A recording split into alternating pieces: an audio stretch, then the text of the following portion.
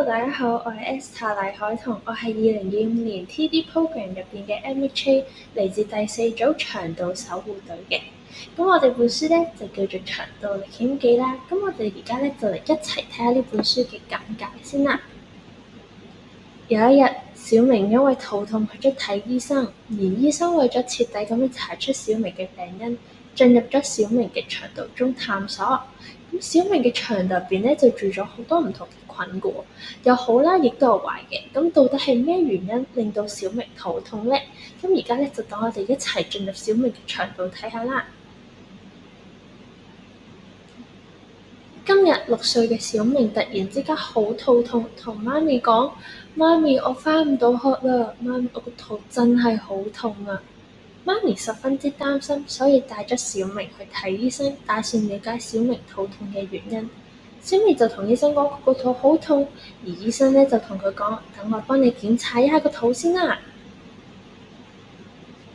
醫生咧就利用咗縮細電筒進入咗小明嘅腸道，探索小明腸道入邊發生咗什麼事。而醫生透過縮細電筒就發覺，原來小明嘅腸道入邊係有菌啊！肚入邊咧就好似一個農場，有壞菌同埋好菌。好菌咧就係腸道農場嘅農夫，佢哋會產出農作物提供俾大腦。而壞菌咧就係腸道農場入邊嘅大惡霸，佢哋好中意破壞好菌農夫嘅農田㗎。而農作物咧就比如做多巴胺或者血清素等等嘅神經遞質傳送到去腦部，間接影響住我哋嘅心情。而好菌同埋壞菌互相都對抗，維持咗腸道入邊嘅平衡。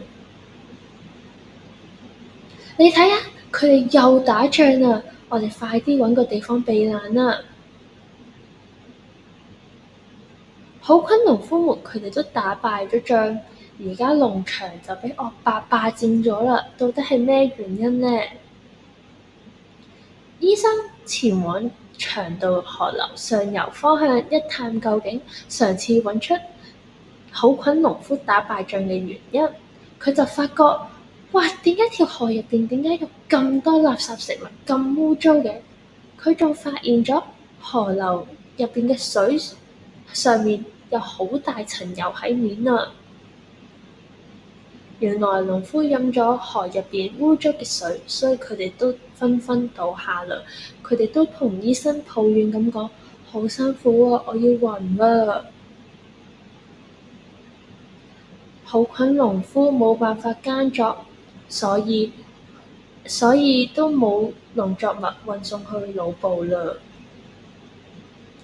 唔知面對住呢個情況，你哋覺得小明應該點做呢？你哋覺得小明應該飲乳酪啊，定係飲可樂呢？好啦，咁我哋而家咧就去睇下，如果小明飲咗乳酪之後會發生咩事啦。哇！啲乳酪將啲垃圾食物沖走晒啊！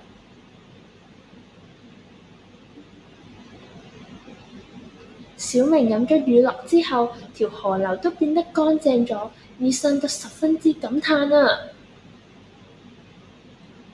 農夫飲到乾淨嘅水之後，可以繼續耕種啦。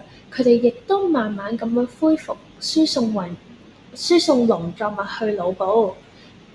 而好菌農夫都同小明講：多謝你救咗我哋啊！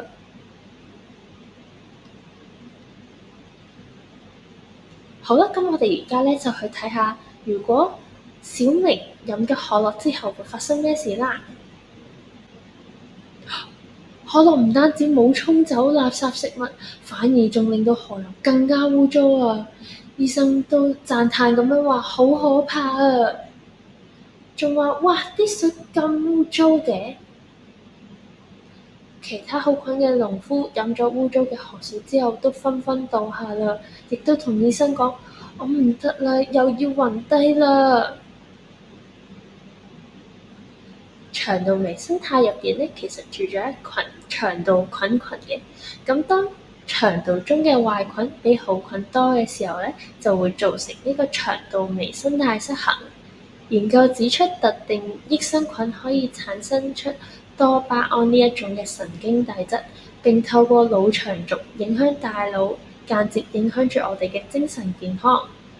乳酪或者活性乳酸飲品均含有豐富嘅益生菌，多食亞麻籽同埋香蕉等等含益生元嘅食物都有助益生菌嘅生長，保持腸道健康。